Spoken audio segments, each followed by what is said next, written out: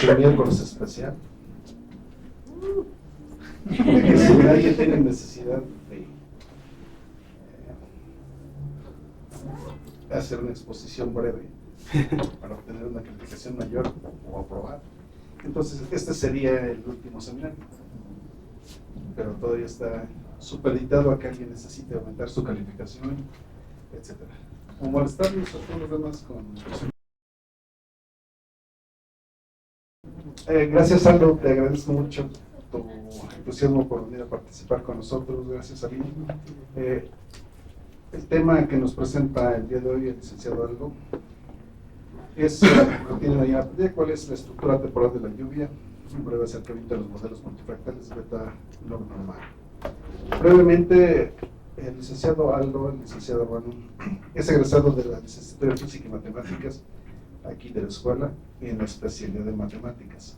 Actualmente es estudiante de la maestría en Ciencias Físico-Matemáticas y fue ganador del premio al mejor artículo estudiantil del Comercio Internacional de la IEEE por su trabajo sobre la parametrización de generadores multifractales a través de su función de autocorrelación. Ha participado como revisor en la revista Serra, Stochastic Environmental Research and Risk Assessment, de la editorial Spiker. Tiene más cosas, evidentemente, pero es muy modesto. Y nos agradezco. Platícanos de qué trata tu tema. Gracias por aceptar estar aquí. Yes, Professor. First, I say sorry for my colleagues who don't speak Spanish, but I don't speak English very well. So, given we'll talk in Spanish, and the slides are in Spanish same. So I propose to you, I will prepare the slides in English and discuss with you after this talk. No problem. Yo sé que no es muy fácil estar en otro país que no es el tuyo y el lenguaje siempre es una barrera, entonces pues quería tener una consideración con nuestros compañeros que no hablan del todo español. Me gustaría que así me pasan algunas. Bueno, antes de empezar formalmente me gustaría agradecerles por la oportunidad de participar en su bonito seminario de física, muy bonita organización, principalmente al doctor Daniel por permitirnos la oportunidad de probarnos y dar conferencias sobre todo a nuestros compañeros y profesores. Y bueno, el tema del que vamos a hablar hoy, yo creo que es un tema que muchos de ustedes han escuchado a pedacitos, o por lo menos los compañeros que están bastante tiempo en el anexo de posgrado, porque nosotros tenemos la costumbre de hablar muy fuerte y de rayar todas las ventanas que nos encontramos. Entonces, muy probablemente hayan escuchado por pedacitos algo sobre multifractalidad, beta log normales. Entonces, hoy vamos a hablar sobre la estructura temporal de la lluvia, un acercamiento de los modelos multifractales al beta log normal, ¿no? Bueno, la estructura de esta presentación es en 5 partes y de estas partes, 2 son muy divertidas, pero su expositor, o sea yo, es muy malo, y las otras 3 partes son medianamente divertidas, pero su expositor mejora. Entonces, en las primeras partes,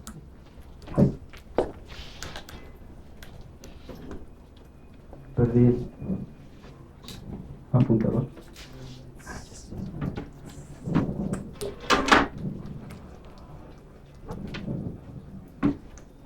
Perdón.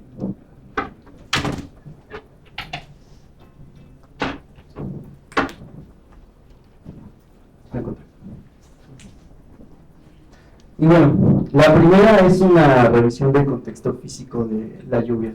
Y hay muchos procesos aquí físicos y termodinámicos que se involucran. No vamos a profundizar en la termodinámica que hay detrás de los procesos que vamos a presentar aquí, pero sí es importante tener una perspectiva de estos procesos para poder después transitar al enfoque que estamos buscando darle.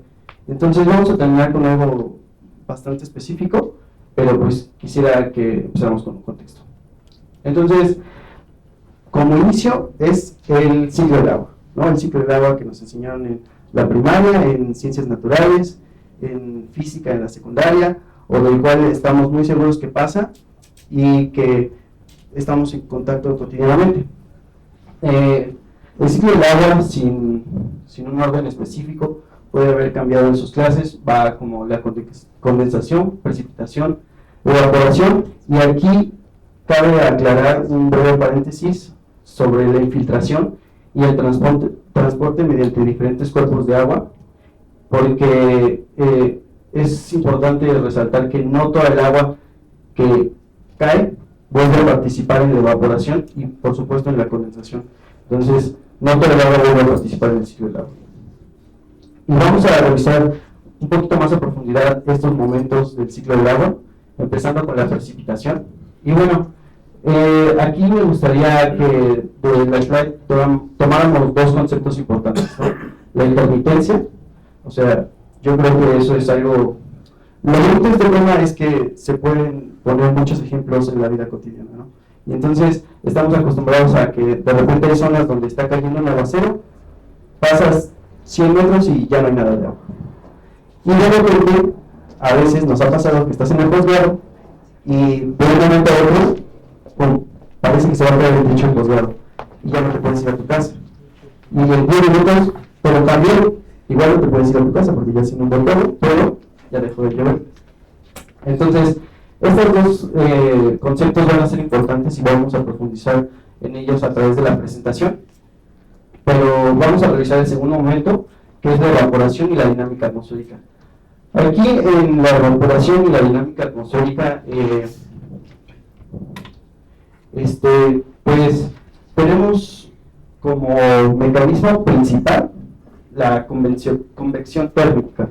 O sea, podemos suponer que la Tierra, la superficie terrestre, es un sartencito, el sol la calienta en vez de arriba hacia abajo, de abajo hacia arriba, de arriba hacia abajo, se evapora el agua y pues pasa al siguiente momento, que es la condensación. Sin embargo, no son los únicos mecanismos sobre los cuales se transporta agua mediante la atmósfera.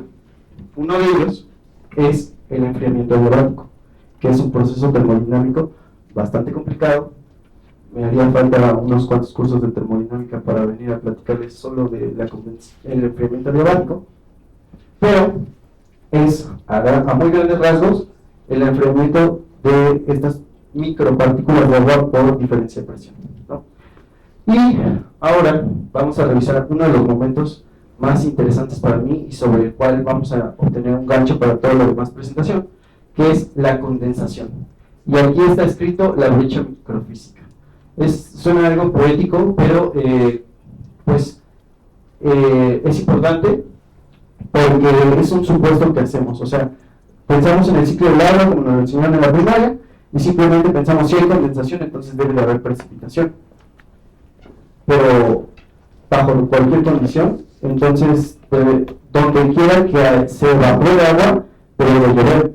Y cuando nosotros vemos agua evaporarse, por ejemplo, en la cocina, se acumula tal vez en una superficie y cae una gota o dos, pero no empieza un chubasco chiquitito en tu cocina. Entonces, esta parte de este momento del ciclo del agua requiere de varios supuestos que no son triviales.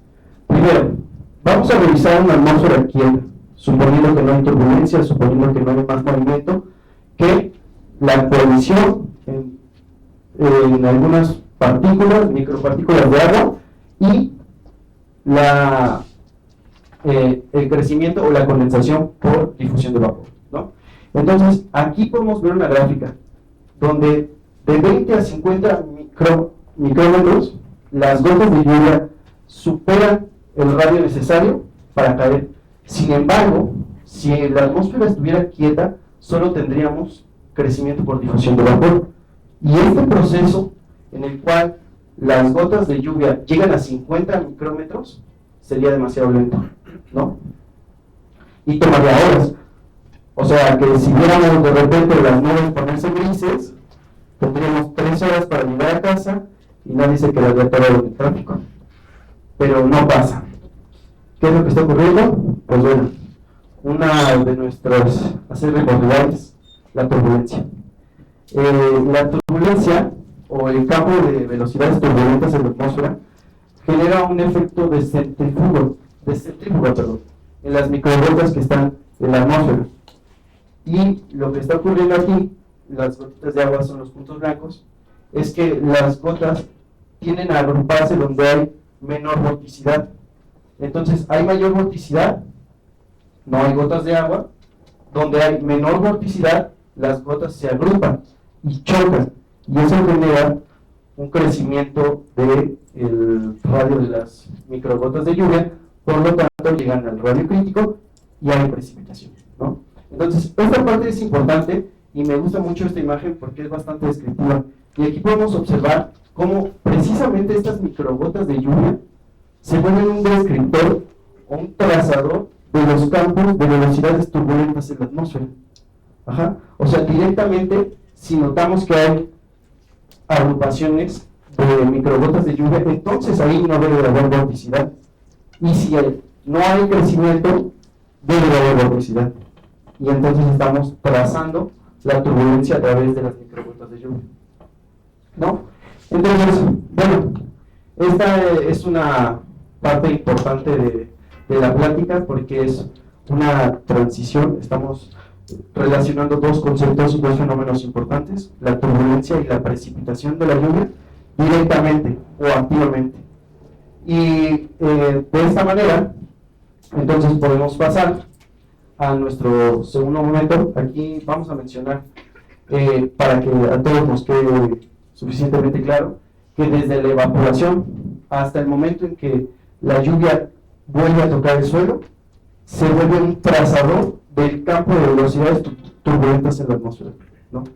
Entonces, de alguna manera, la turbulencia y las leyes que la gobiernan están teniendo un efecto sobre la lluvia, que es el fenómeno que estamos analizando. Bueno, otra parte importante es que no son los únicos procesos, y ahora esta es una revisión del contexto físico, pero no son los únicos procesos que están actuando para que se genere lluvia. Hay muchísimas otras cosas. Una de ellas es la inyección de energía a grandes escalas.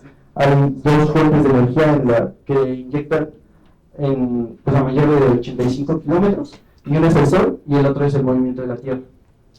Entonces, de alguna manera está inyectando energía en la escala más grande y se tiene que disipar, ¿no?, a través de las escalas.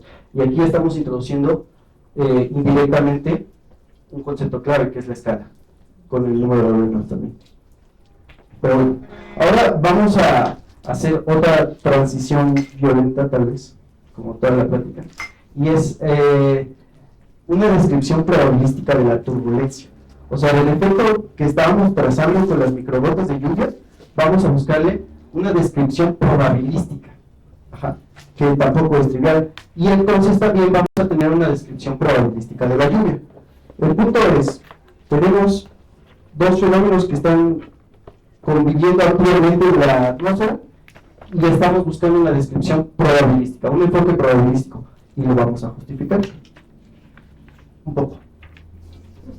Entonces, para este propósito, yo tengo que pararme aquí frente a ustedes con mucha valentía y presentar las ecuaciones de Navier-Stokes, que son un asunto complicado, pero no vamos a hacer esta presentación un tratado sobre las ecuaciones de Navier-Stokes ni su comportamiento. Sin embargo, tenemos que recalcar un punto que tiene que ver con la escala. Ya habíamos mencionado la escala en la inyección de energía. Sin embargo, queremos ver, o tenemos el derecho de presentar algunas matemáticas aquí y cómo está afectando la escala. El número de Reynolds formalmente se define como la dimensión característica por el módulo de la velocidad entre la viscosidad, ¿no? Pero de manera intuitiva, el número de Reynolds está midiendo la inercia en el fluido entre la viscosidad. Y en esta imagen tenemos un fluido laminar, ¿no?, que se le puso una tinta y está atravesando una esfera. Ahora, cuando el número de Reynolds es bajo, entonces estas dos están en relativo equilibrio. Y cuando hay un equilibrio, pues podemos tener un comportamiento bonito del fluido, lo que le llamamos fluido laminar.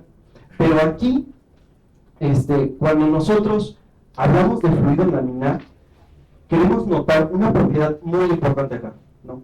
Algo que no sé si ustedes ya se han dado cuenta, pero es la simetría, ¿no? Es simétrico, arriba y abajo de la esfera. Y pues, bueno, la simetría nos ayuda en muchas ocasiones a calcular las soluciones o de una cuestión diferencial. Entonces buscamos simetría.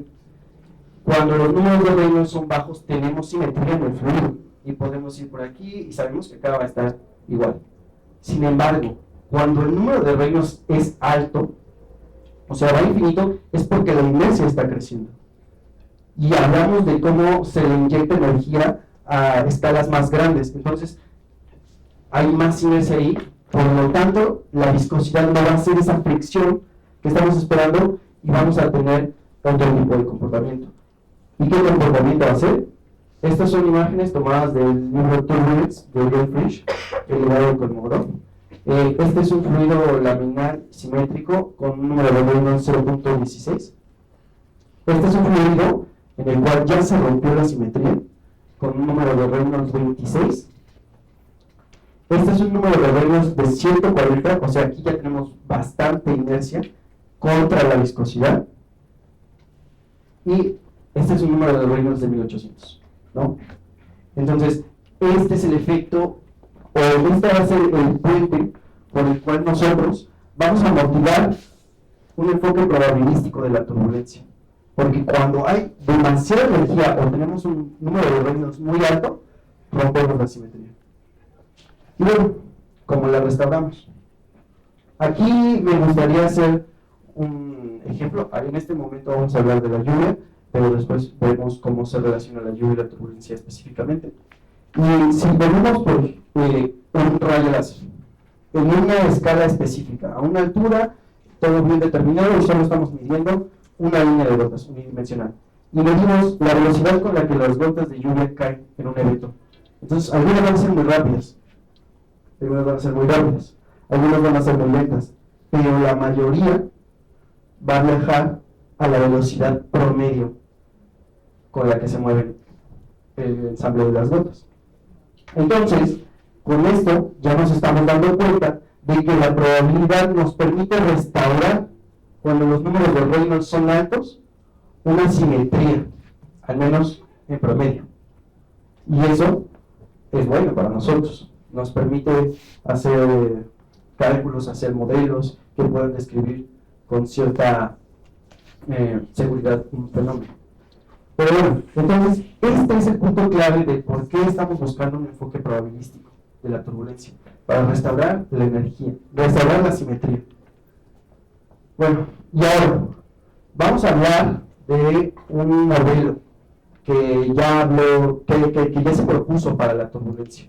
Un modelo propuesto por una persona que a lo mejor les suene, axiomatizó la probabilidad, creo que también tiene trabajos por ahí en análisis funcional. En 1941, Kolmogorov propone el K41, que es una estructura donde él nos está diciendo cómo se disipa esa energía desde la escala más grande hasta la escala más pequeña.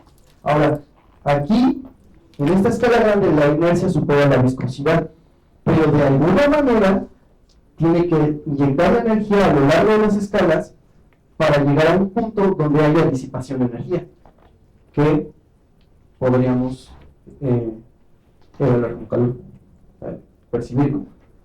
Y entonces Kolmogorov propone que, de hecho, a través de un análisis dimensional, esa disipación de energía decae con un exponente exponencialmente, y además el exponente es menos 5 tercios.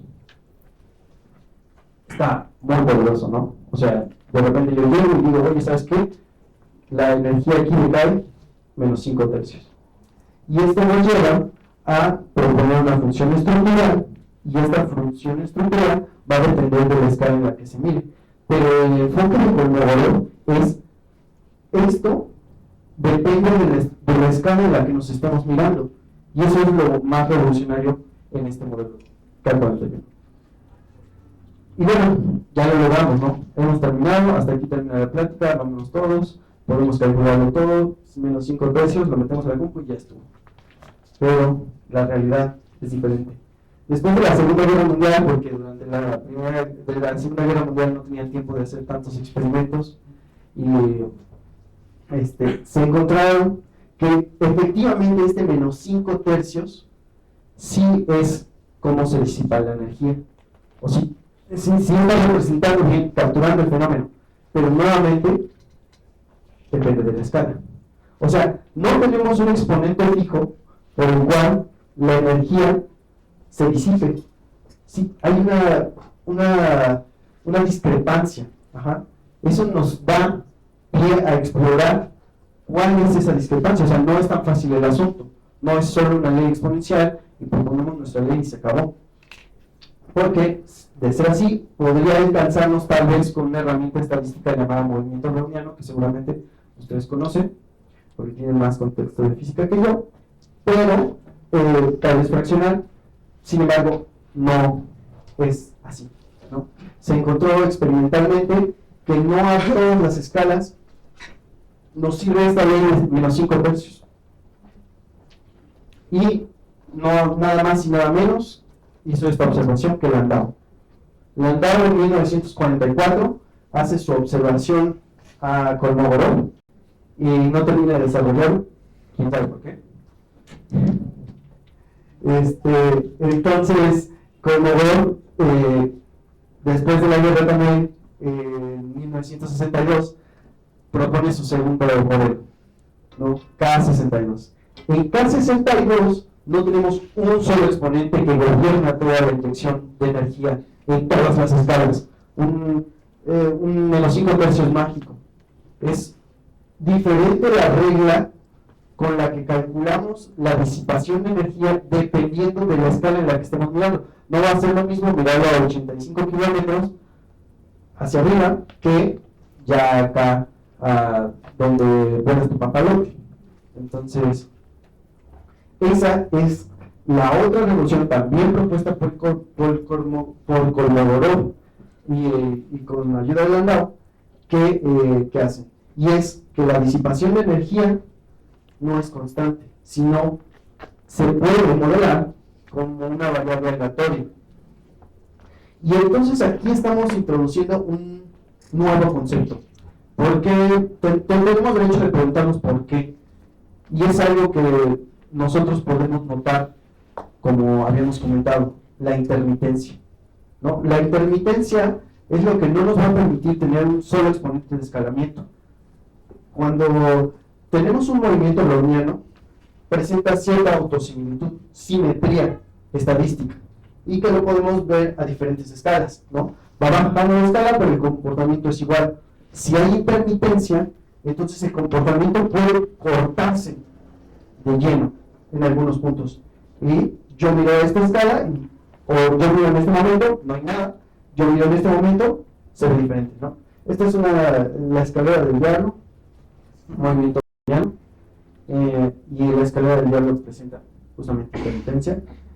Entonces, con K42 introducimos otra idea revolucionaria. No solo hay una función de escalamiento, sino que esta función de escalamiento depende de la escala en la que se esté mirando. Y entonces estamos intentando modelar la intermitencia también, intrínseca dentro de la turbulencia y de la lluvia, por supuesto.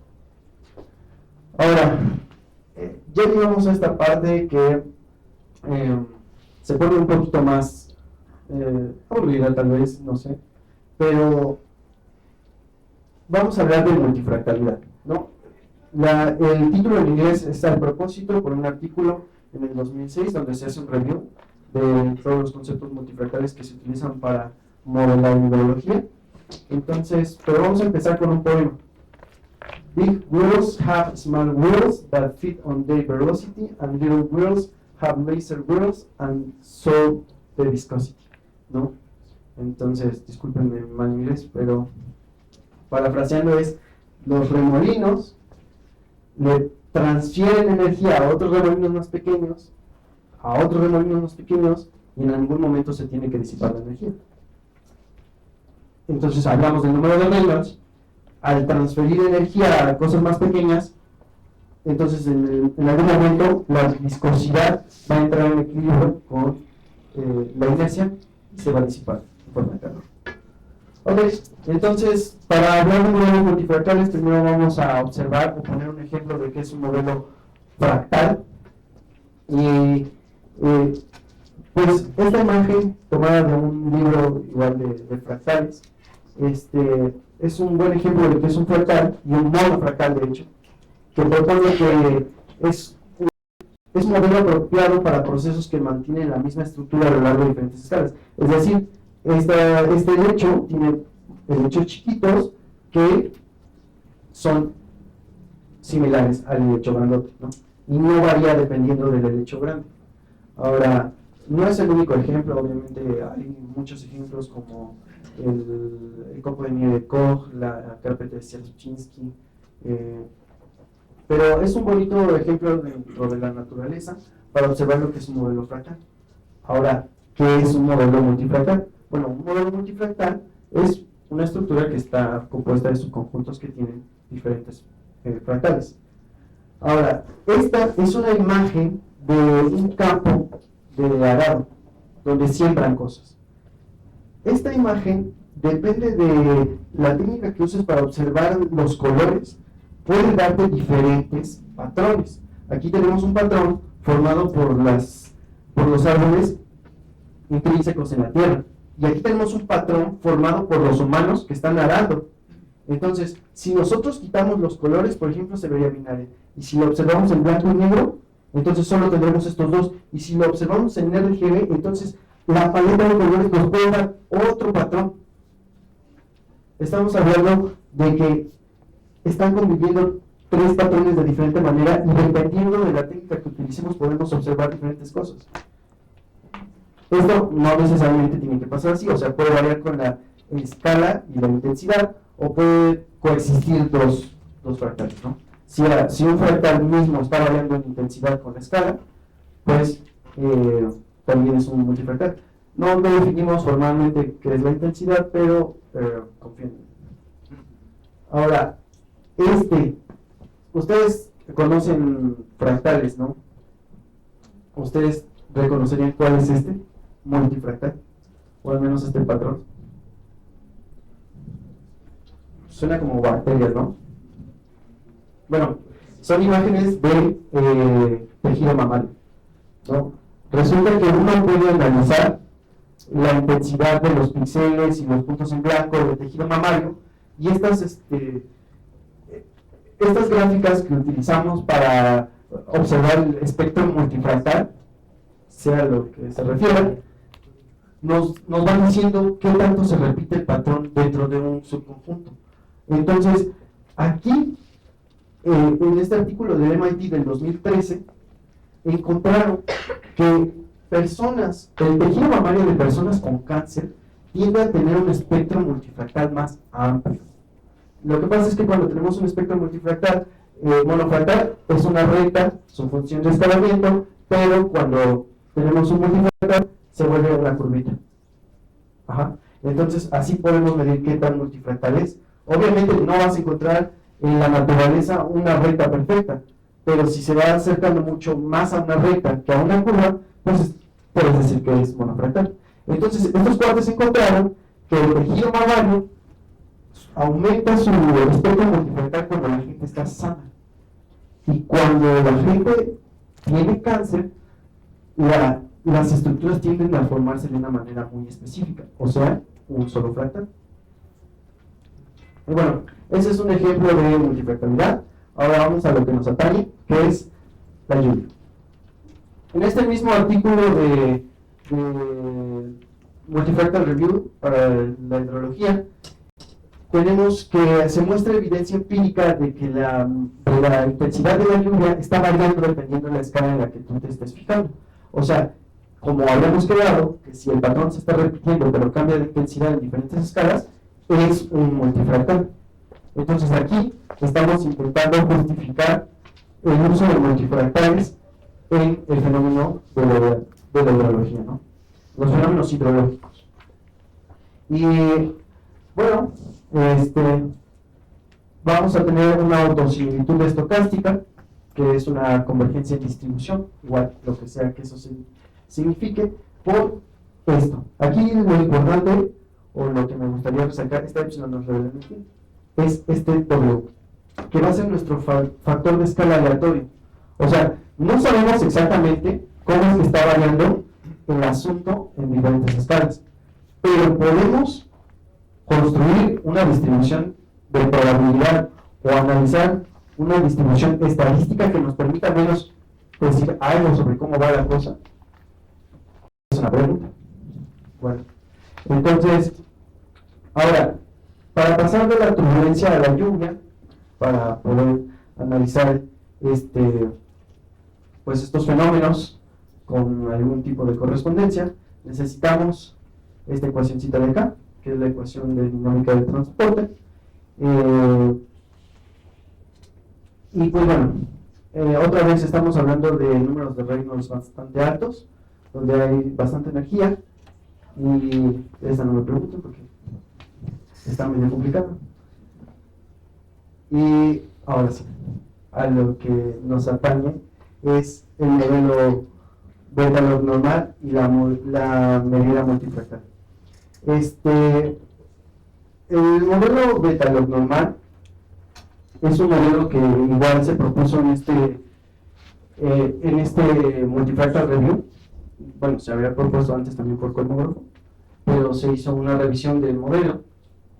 Y lo que queremos aquí es agrupar todas las herramientas de las que estamos hablando y aplicarlas al fenómeno hidrológico que es la lluvia.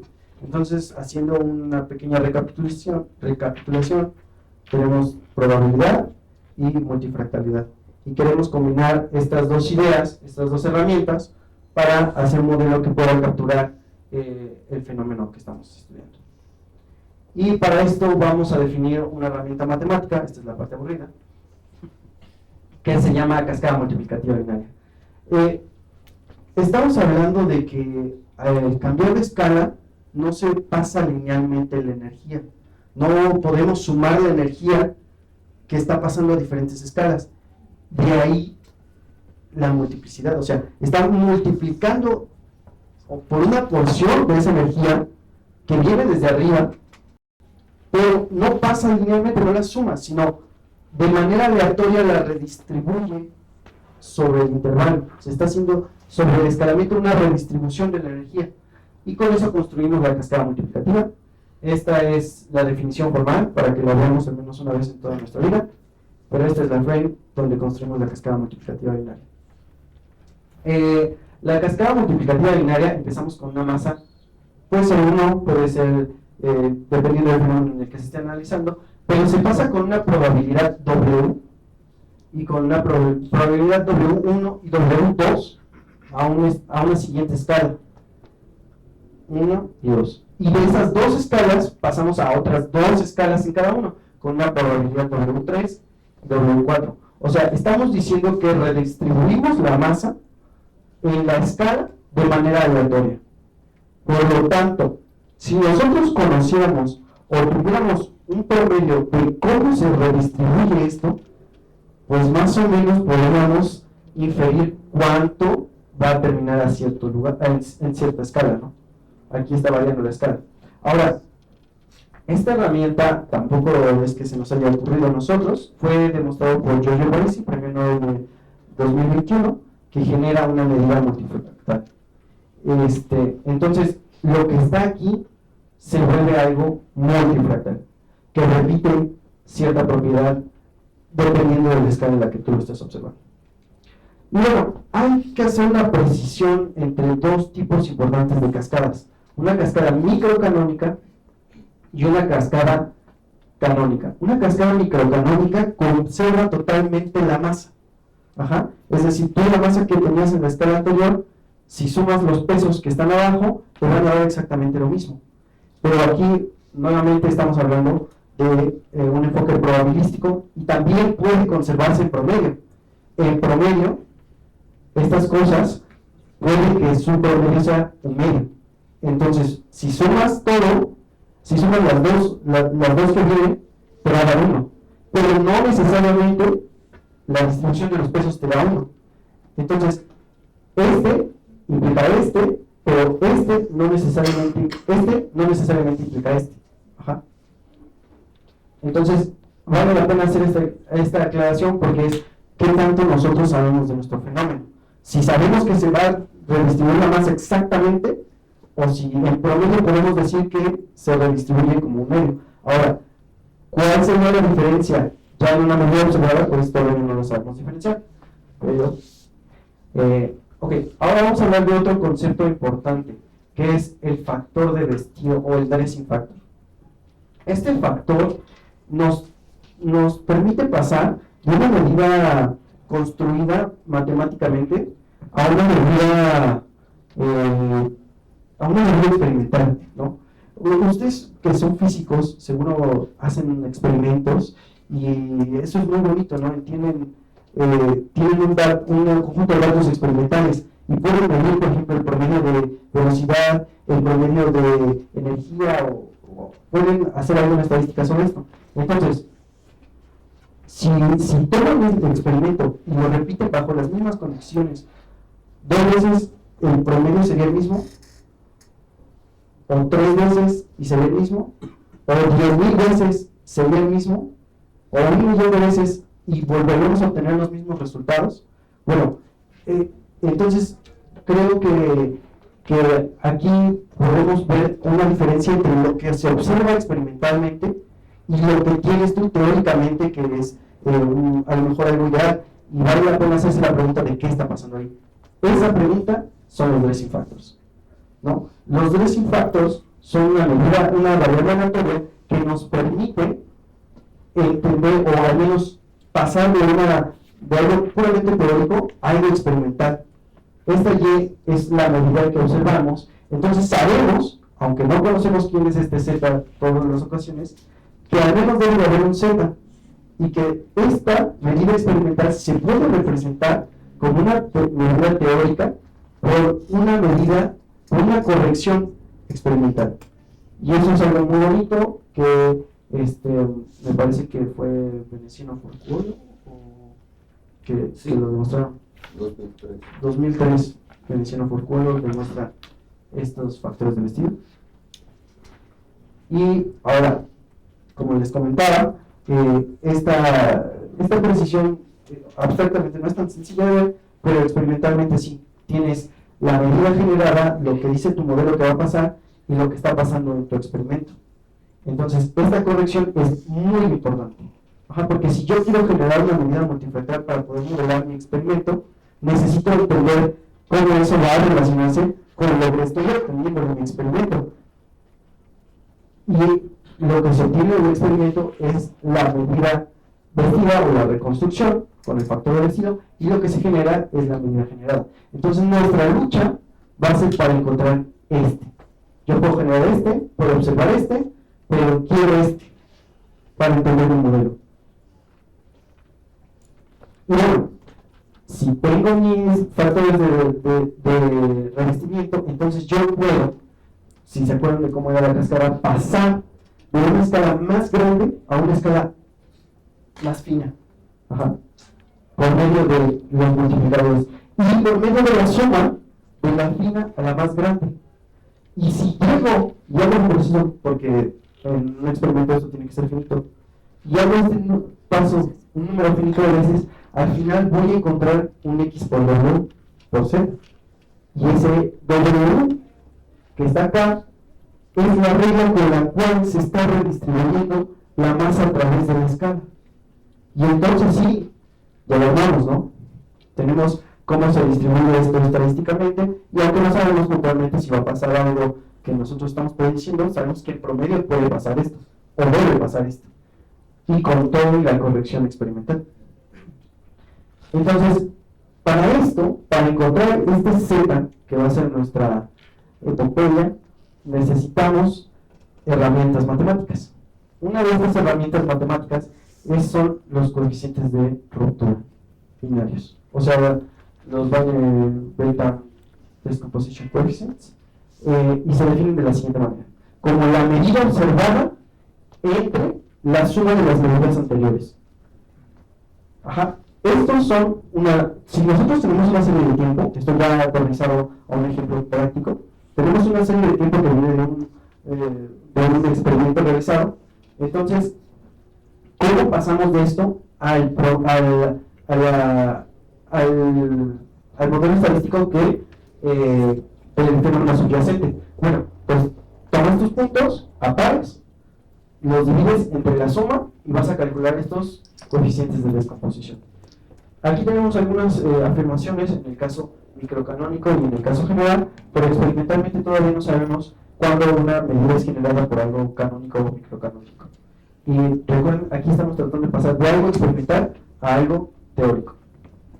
Entonces, hay un resultado del profesor Aylin y nuestro compañero César Aguilar sobre invarianza distribucional, que fue publicado en Cartas de World Scientific en 2024, y encontraron una invarianza en distribución. Es decir, si tú tomas y haces esta suma aritmética, porque esto es algo muy sencillo que puedes hacer, incluso si tienes 100.000 datos, yo lo he hecho, puedes hacer esta suma. Y si de pura casualidad estos llegaran a ser distribuidos betasimétricos, o sea, betasimétricos con parámetro alfa igual a 1 es una uniforme. Entonces tú haces esta suma de tu experimento, de tus datos experimentales, y luego estos se distribuyen de manera uniforme, entonces tu corrección entre la medida teórica o generada y la medida experimental es gamma 2 alfa 1. Eso está cool, ¿no?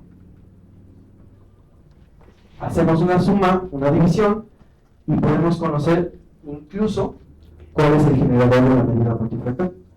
Y podemos reproducir entonces. Sin embargo, este teorema de invarianza distribucional, y en el mismo artículo hay una conjetura donde no podemos realizar este proceso, o sea, no podemos obtener el proceso o la distribución para cualquier distribución de probabilidad. Entonces, si alguno hace su experimento y le salen uniformes, ya lo hicieron, pero si no, pues ahí está lo complicado. Y aquí tenemos otro elemento para calcular esta medida, o para parametrizar, para encontrar los momentos de la distribución de probabilidad, que fue una deducción que hicimos junto con el compañero Con y el profe Aline, de la autocorrelación de la serie de tiempo. Que la autocorrelación la puedes calcular de manera empírica a partir de una serie de tiempo. Entonces también es algo que podemos hacer. Ahora, si tú tomas una autocorrelación y le pones ahí una línea en un espacio log-log de tu serie de tiempo, y agarras esa línea y la igualas con esta formulita de acá, puedes obtener el primer y segundo elemento. Igual el generador multifractal del fenómeno que se esté analizando. Entonces, usamos estos dos de acá para poder realizar una parametrización de una medida multifractal. Y a partir de esto también se construye, esta gráfica es muy bonita porque esta es la autocorrelación de lo que pasa teóricamente. Y esta es la correlación de lo que pasa experimentalmente, que esto es lo que queremos, porque es lo que medimos. Entonces, aquí podemos notar más o menos que ajusta un poco mejor que la verdad. Y bueno, ahora vamos a pasar al modelo beta-log normal. El modelo beta-log normal es la cascada multiplicativa que teníamos antes, pero ahora cada una de las realizaciones va a ser una realización de Bernoulli. La realización de Bernoulli es 0 con probabilidad 1 menos P y P con probabilidad, X con probabilidad P. Pero ahora X va a ser nuevamente una realización de una variable B que se distribuye como el log normal.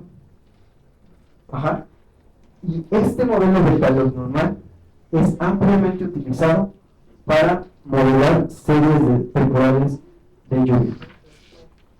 Entonces aquí estamos metiendo en un embudo las cosas que vimos, la probabilidad, la multifractalidad, la turbulencia y la lluvia, para tratar de alcanzarlo con este modelo. Entonces nosotros queremos partir de algo experimental y poder tener un modelo que pueda generar o reproducir esto de manera sintética. Y para eso utilizamos el modelo beta-log normal. Ahora, aquí estamos capturando la intermitencia, porque recuerden que anteriormente habíamos tenido problemas con la intermitencia para modelar Eso es lo que ocurre también con las variables beta simétricas, que no podemos alcanzar la intermitencia, aunque podemos proponer un Bernoulli beta simétrico.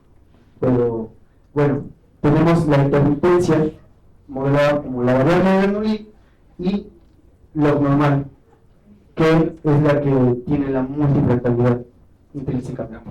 Entonces es nuestra misma cascadita, solo que va a haber muchos ceros. Y de hecho hay un teorema de supervivencia de la cascada multiplicativa cuando esta probabilidad es mayor o igual a un medio, la cascada no sobrevive y todos son cero. Entonces, sí es una serie de tiempo con muchos ceros. Ahora, esta es la parte final.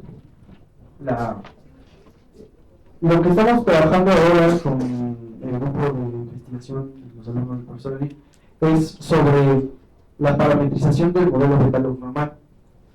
Un desafío inherente dentro de estos modelos es la falta de ergodicidad. Es decir, lo que les comentaba hace rato, ustedes toman el promedio de una realización, digamos de velocidad.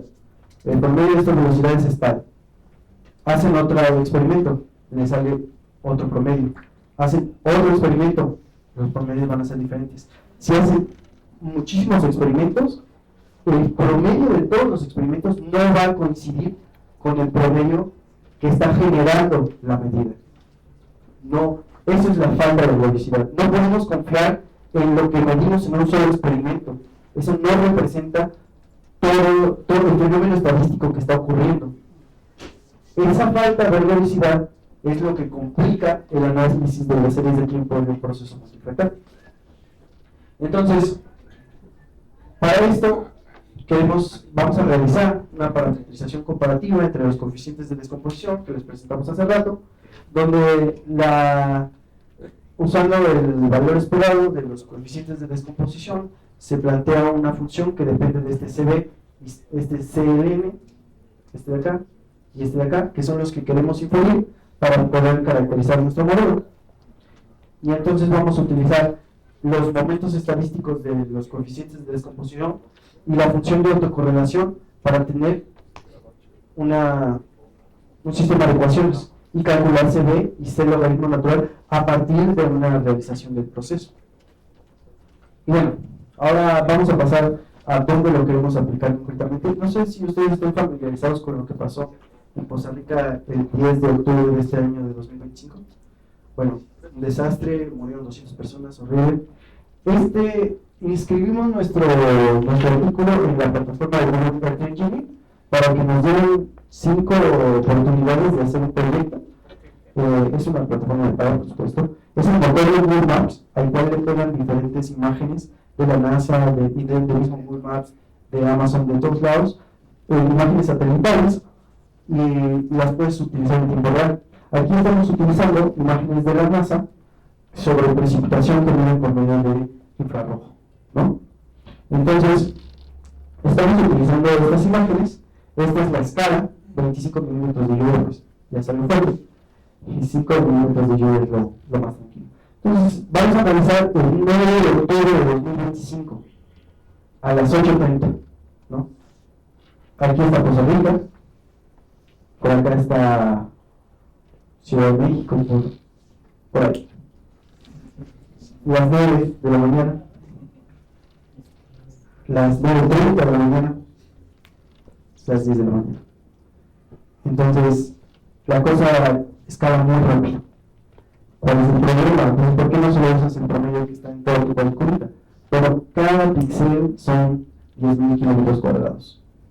O sea, de nada nos serviría porque pues ahorita se inundó, pero no necesariamente se inundó por acá. Necesitamos algo más fino. Y ya hablamos de cómo esto varía en escala.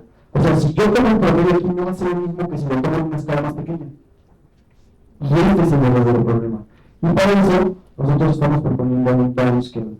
Un downscaling es cómo entender bien la forma en la que escala el fenómeno para poder obtener una función que pueda proyectar de una escala más grande a una escala más chica.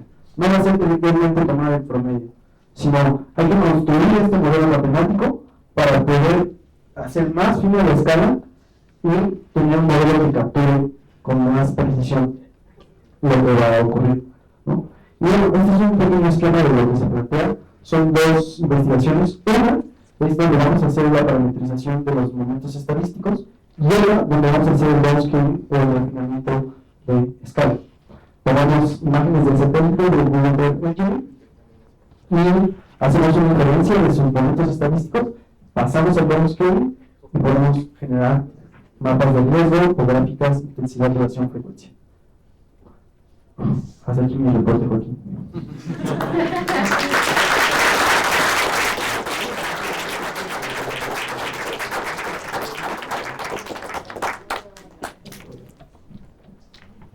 Gracias. Buenas tardes, Buenas gracias tardes. por la charla, estuvo realmente muy interesante. Ok, está bien. Entonces voy a exponer una de mis preguntas. Al principio de la charla, cuando empezaste a hablar de escalas y todo eso, por allí por la lámina 6, hablaste de microgotas y de los remolinos turbulentos, donde explicabas dónde se iban ubicando las microgotas. Entonces me llama la atención, con microgotas, ¿a qué escala te refieres? E igual esos remolinos, ¿en qué escalas están? La siguiente, la 6. Bueno, pero la respuesta está por acá. Ajá. O sea, las microgotas tienen un radio menor a 20 micrómetros y tienen que crecer hasta 50 micrómetros. Entonces, por ahí de ese orden también tiene que ser las velocidades por acá, ¿no? Entonces, no tengo el dato exacto de la velocidad, pero las gotas de lluvia sí están. Tienen que tener un radio de 50 micrómetros o mayor para que caigan, y abajo de 20 micrómetros no cae, pero sí llegan. ¿Ah? Entonces aquí tenemos la congruencia en esas escalas. Sí. Y entonces solo tienes remolinos de esa escala, por ejemplo, no tienes un movimiento a gran escala, Sí. en la atmósfera, por ejemplo. ¿También? Sí, claro, pues en la atmósfera hay remolinos muy grandes, creo que les dicen huracanes. Pero si llega huracán, Sí, hay más y ya van alimentando con su energía a estos remolinitos pequeños. Sí. Gracias. De nada, gracias.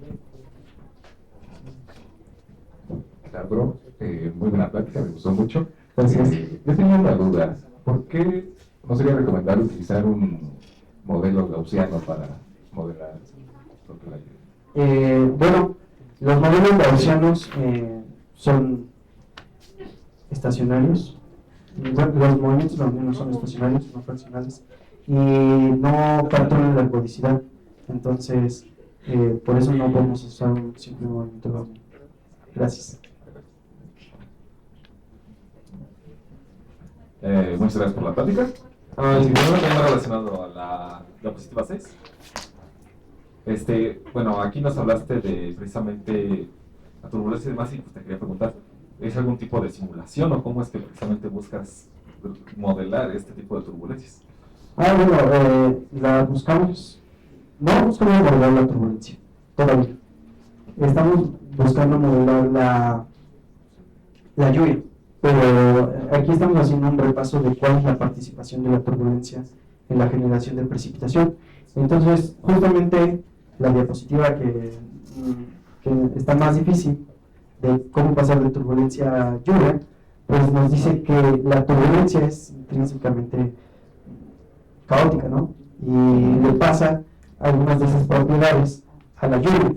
Entonces estamos intentando usar la lluvia como un trazador de la turbulencia y evaluando las propiedades que le deben, como la multifractalidad, la falta de ergodicidad, todo ese caos, la intermitencia. La intermitencia es algo que te transmite directamente la turbulencia. Vale, gracias. A ti. Sí, muchas gracias. Una pregunta, ¿qué entendemos por que los pesos tengan una distribución beta simétrica y qué ganamos con que los factores Dressing sigan una distribución gamma simétrica? Fabuloso. Bueno,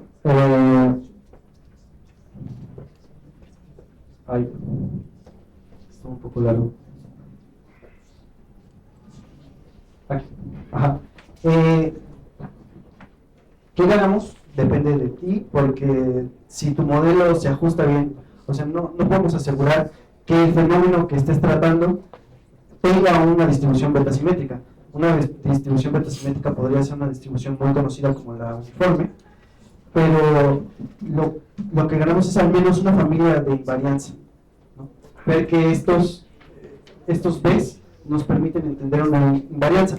Ahora, si tu modelo se ajusta bien a esta distribución de probabilidad, fenomenológicamente no sabremos decir qué está pasando, pero sí que puedes modelarlo con una distribución betasimétrica.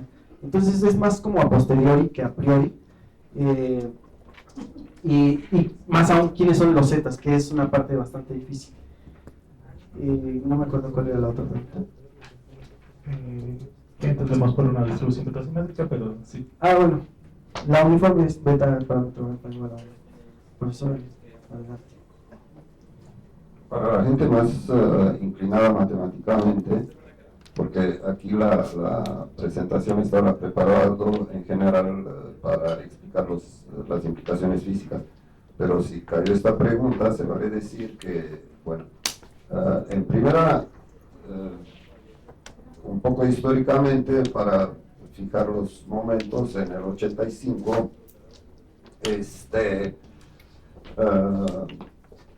fue el artículo seminal de Uriel Frisch, Descanse en paz, y Giorgio Parisi, a quien sí alcanzaron a darle el premio Nobel. Entonces fue en 1985, ¿no? La primera idea de cómo iban estas cosas. Después de que Mandelbrot había pues lanzado la idea de la fractalidad y todo esto. Bueno, cuando la gente empezó a darse cuenta de que se necesitaban unos factores de transferencia entre lo que se generaba y lo que era la medida medible, para así decirlo, era ya 1998, 2000 por ahí. Lovejoy y Scherzer empezaron a decir, oigan, no es la misma medida, algo está pasando ahí. 2003, como les dijo Aldo, vino el artículo de Veneciano y Foucault que aclaraba este tema. Pero mientras habían salido cosas, por ahí hay un artículo bastante citado de 1996 de algún tipo por ahí en Minnesota que le dieron el premio a la mejor tesis y todo esto por su artículo y se está muy citado y pues es erróneo porque todo el artículo supone que se puede medir lo que genera la cascada y en realidad no es esto lo que estás midiendo, ¿me entiendes? Entonces, la matemática detrás de esto es que dices, bueno, en primero no es la misma medida, en segunda, lo que publicamos ahí en el 2024, de repente descubres un invariante a este proceso de Dressing, ¿no? La pregunta fundamental matemáticamente cuando descubres cualquier cosa invariante es ¿qué tanto atrae? No sé si me explico. En una dimensión es algo sencillo, ¿es estable o no es estable? ¿Sí?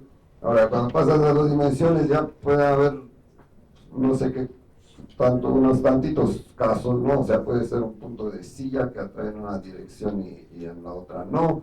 Puede ser, que sea un centro, que también es así como, las ecuaciones de estas, si las has visto, de Lotka y Volterra, ¿no? Con su problema intrínseco ahí del atozorro. Que te dice que la población de zorros se recupera después de que queda 10 a la menos 18 de un zorro. La cuestión, sí, esto lo encuentran en la literatura, así se llama, el problema del atozorro. Entonces, bueno, todas estas cosas son en dos dimensiones. Ahora, cuando pasas a sistemas de alta dimensionalidad, de dimensionalidad infinita y cosas así, entonces, obviamente, quieres describir de algún modo cuál es el conjunto o cómo se ve el conjunto que va hacia tu conjunto invariante y cuáles son los que van a otro lado, que no se acercan al conjunto de ¿me entiendes? Pero en varias dimensiones es muy complicado de describir estos minutos. Y el espacio de funciones, intrínsecamente el espacio de funciones tiene dimensión infinita. ¿Sí? Entonces, describirlo pues sí es sacánico para usar un término así. ¿Ok? Gracias. Creo que ya entendí más o menos tu pregunta. Y es que nosotros hablamos de la distribución beta simétrica así de manera... Y ya tenemos en mente qué es la distribución. Pero bueno, también hay una función beta, entonces... y obviamente están relacionadas. Esta sí es la función beta, la de la integral, y esta es la función de distribución de una beta simétrica. Sí, la sí, pero no me acuerdo. Gracias por la charla. Mi duda, bueno, ahorita ya mencionaste que no funcionaba el movimiento browniano porque es estacionario. Sí. Pero también mencionaste que no funcionaba por las escalas, porque no funcionaba diferentes escalas. ¿Hasta qué escala funcionó?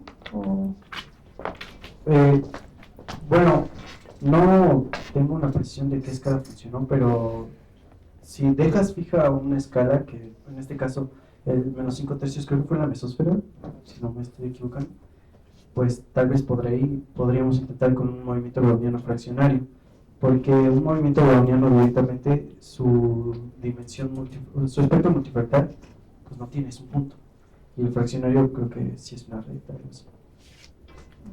Gracias. Gracias por la plática. Además de la lluvia, ¿se conocen otros sistemas físicos que puedan describirse a través de este formalismo?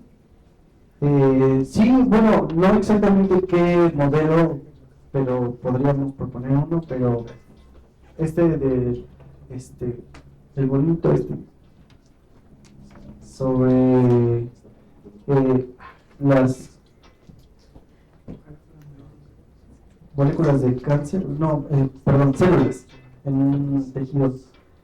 Hay muchas cosas por ahí que se pueden modelar con un espectro multifractal y habría que proponer.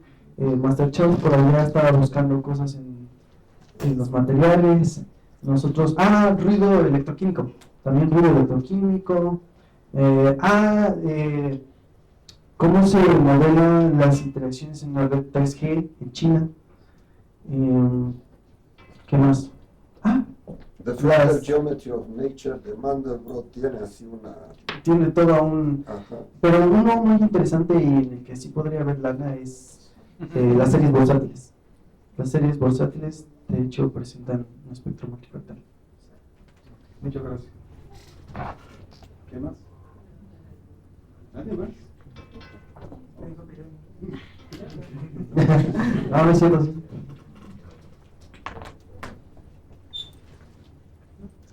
¿Ya? Bueno, ¿seguros? Si las gotas de lluvia fueran de chocolate, ¿te gustaría estar ahí? Más o menos.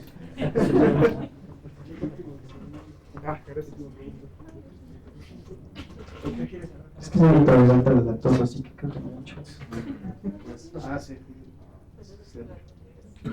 Gracias, Aldo, por la presentación. Estuvo muy, muy interesante. Gracias.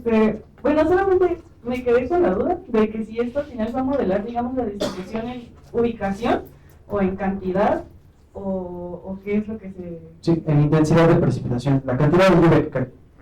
Ok. Sí, bueno, el punto es encontrar los momentos estadísticos y refinar la escala. Pero en chiquito. Listo. Gracias. Gracias. ¿Nadie más? Bueno, si no, pues volvemos a agradecer a Aldo.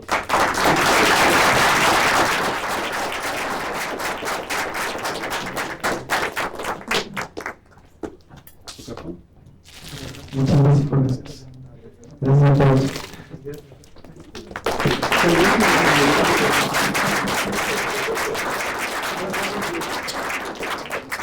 Se tiene que renovar la comisión. Comisión del Café. Y la Comisión del Café verán que hoy preparó algo diferente. Necesitamos voluntarios inscritos o no inscritos. Ustedes quieren participar. Sí que es con la condición de...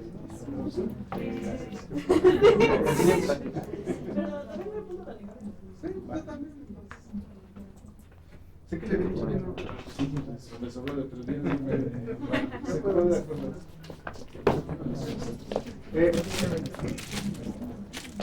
Sus calificaciones no son tales. Si